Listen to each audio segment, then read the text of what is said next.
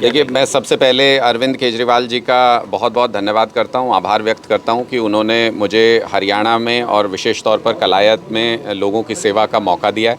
मुझे पूरी उम्मीद है कि हम लोगों की सेवा करके हरियाणा के लोगों की उम्मीदों के ऊपर खरे उतरेंगे।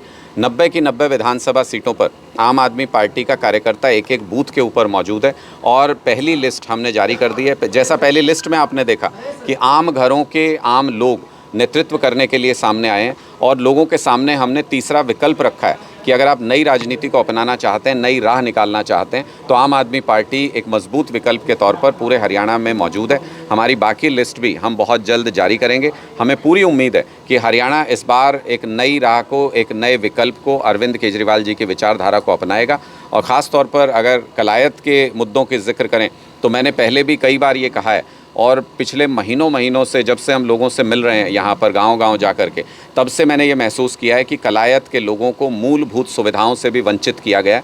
उनके जीवन स्तर को जितना नीचे ले जाया जा सकता था उतना नीचे ले जाए जाने का प्रयास हुआ है, साजिश हुई है।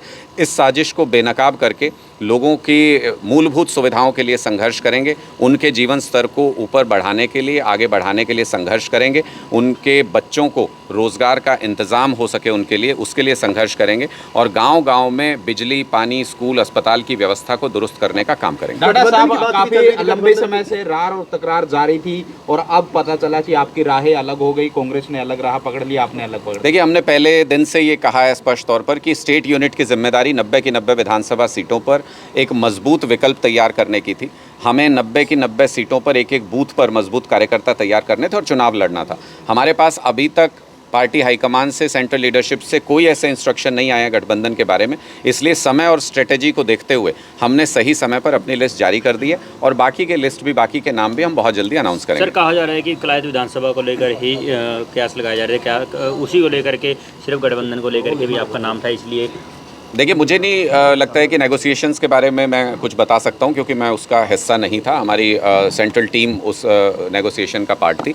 जो भी कुछ हुआ, लेकिन हम जो इंस्ट्रक्शन का इंतज़ार कर रहे थे सेंट्रल लीडरशिप से, हमें गठबंधन के बारे में कोई इंस्ट्रक्शन अभी तक वहां से नहीं मिली है। इसलिए समय को और स्ट्रेटेजी को ध्यान में रखते हुए हमने अपना आगे का कार्यक्रम शुरू कर दिया है। हमने 20 लोगों की लिस्ट जारी कर दी है, 20 उम्मीदवारों की, और आगे भी इसी तरीके के आम घरों से आए हुए इस तरीके के मजबूत उम्मीदवार जो कि भारतीय जनता पार्टी के 10 साल के अत्याचार से मुक्ति दिला सकते हैं हरियाणा के लोगों को, वो आगे भी आपको अगली लिस्ट में देखने को मिलता है। क्या आपको लगता है गठबंधन का फायदा हो सकता था?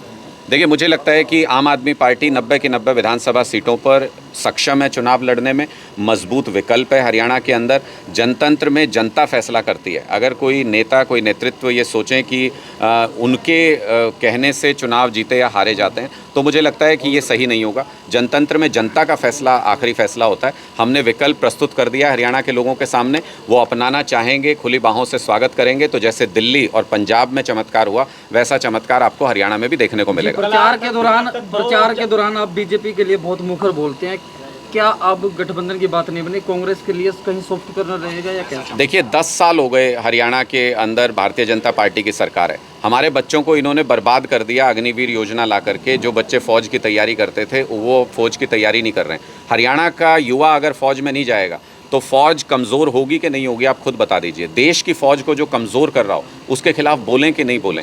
किसानों के ऊपर जो इन्होंने अत्याचार किया, सड़कों के ऊपर जो कीलें गाड़ दी, आंसू गैस के गोले चलाए, गोलियां चलाई, उनके खिलाफ बोलना कोई गुनाह है क्या? इसलिए भारतीय जनता पार्टी ने जो देश को बर्बाद करने की साजिश रची है उसके खिलाफ मुखर आवाज़ उठाते रहेंगे। भारतीय जनता पार्टी इस वक्त सत्ता में है, उसको उखाड़ करके आम आदमी पार्टी की सरकार हरियाणा में स्थापित करेंगे। गठबंधन के हिसाब से सिरे नहीं चढ़ी थी आपकी लोकसभा सीट, तो क्या लगता है अकेले जो है मजबूती से लड़ पाओगे? देखिए, बहुत मजबूत आम आदमी पार्टी, और हमने उससे सीख भी ली है। जो पिछले चुनाव जो भी हुए थे, हमारी जो गलतियां रही हमने उनको दुरुस्त किया है, हमारी जो कमियां रही हमने उसमें बढ़ोतरी की है, और जो अच्छाइयां रही उसको हमने और ज़्यादा बढ़ाया है। तो हमने पूरी तैयारी की है पिछले 3-4 महीने में, लोकसभा चुनाव के बाद भी पिछले 2-3 महीने में, कि हरियाणा के एक एक बूथ पर मजबूत बूथ योद्धा आम आदमी पार्टी के मौजूद हों।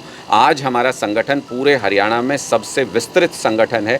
हमारा लक्ष्य सिर्फ एक है कि हमें भारतीय जनता पार्टी को उत्तर भारत से ख़त्म करना है, हरियाणा से भारतीय जनता पार्टी को ख़त्म करना है, जिसने हरियाणा के लोगों के ऊपर 10 साल तक अत्याचार किया। केजरीवाल बाहर नहीं है क्या? 2 चेहरे सामने आ चुके हैं, रामपाल माजरा वर्सेस कमलेश ढांडा वर्सेस अनुराग ढांडा, अपनी दावेदारी को खुद में कैसे देखते हैं आप? देखिए, मुझे लगता है कि हम अपनी दावेदारी करने वाले कोई नहीं होते हैं। पार्टी ने मुझे मौका दिया है यहाँ से पार्टी का नेतृत्व करने तो पुराने का, चेहरे और निश्चित तौर पर ये कलायत के लोगों को तय करना है कि उन्हें पुरानी राजनीति के जंजाल में उलझ कर रहना है या उनको एक नई राह पर, एक विकास की राह पर, एक आगे तरक्की की राह पर, एक सुरक्षित और सुनहरे हरियाणा की राह पर उनको जाना है। ये कलायत की जनता को तय करना है। हम हाथ जोड़ के कलायत की जनता के पास निवेदन करने के लिए जाएंगे। एक एक गांव में जाऊंगा, एक एक व्यक्ति के सामने हाथ जोड़ करके प्रार्थना करूंगा कि 5 गारंटी जो अरविंद केजरीवाल जी ने दी हैं वो हरियाणा के सुनहरे भविष्य की नींव है। उन गारंटियों के ऊपर विश्वास करके, अरविंद केजरीवाल जी के ऊपर विश्वास करके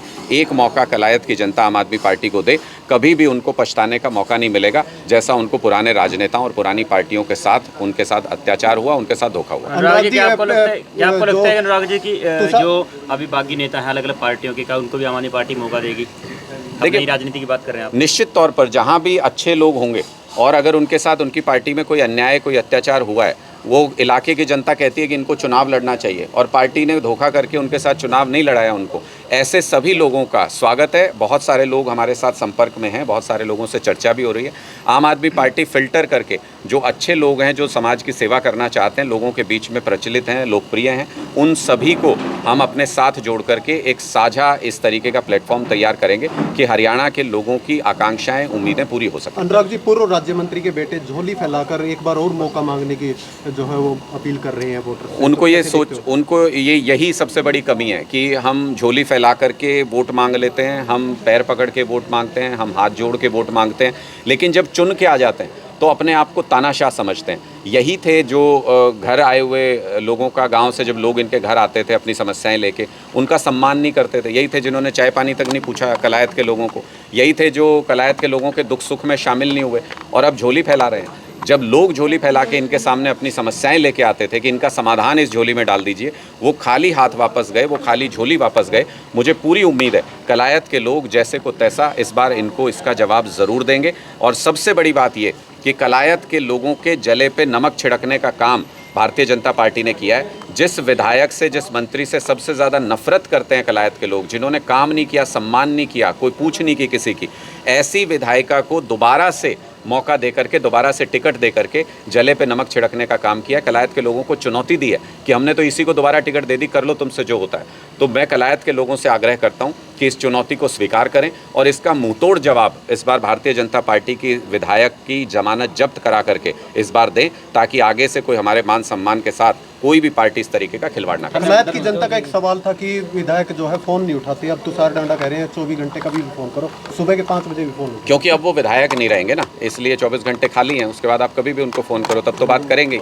चुनाव से पहले जो बात करे, चुनाव से पहले जो बात करे वो प्योर नेता है। चुनाव के बाद भी जो बात करता रहे, लोगों के बीच में रहे, वो सेवक है। हमारी सेवक बनने की इच्छा है, हमारी नेता बनने की इच्छा नहीं है। कलायत का बेटा बन सकें इतना ही बहुत है, कलायत में नेता बनने की कोई इच्छा नहीं है।